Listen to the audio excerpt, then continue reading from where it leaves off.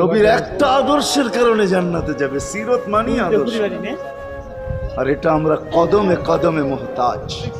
কেননা এই ছোট জীবনটা যদি গ্রহণযোগ্যতা পর্যন্ত পৌঁছাইতে হয় আল্লাহর কাছে, চাই নারী হই, চাই যুবক হই, চাই বৃদ্ধ হই, যেই মানুষই হই না কেন, যেখানেরই হই না কেন, যেই বাসারই হই না কেন, যেই বর্ণেরই হই না কেন, যেই পেশারই হই না কেন, যেই সোসাইটিরই হই না কেন, এই জীবনটাকে যদি গ্রহণযোগ্যতা পর্যন্ত পৌঁছাইতে হয় কার কাছে? দুনিয়াওয়ালাদের কাছে না, মালিকের কাছে, যিনি এক ফোঁটা পানির থেকে অস্তিত্ব দিছেন, যার কাছে আবার আমাদেরকে ফিরা যেতে হবে। পালানের কোনো সুযোগ নাই। এই জন্যই কোরআন আমাদেরকে বোঝায় আইনাল মাফাত।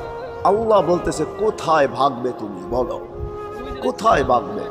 কবির কথাই সত্য, যদিও নাকি পালাও তুমি আকাশেতে লাগিয়ে সিঁড়ি, সিঁড়ি লাগাও যদি আকাশ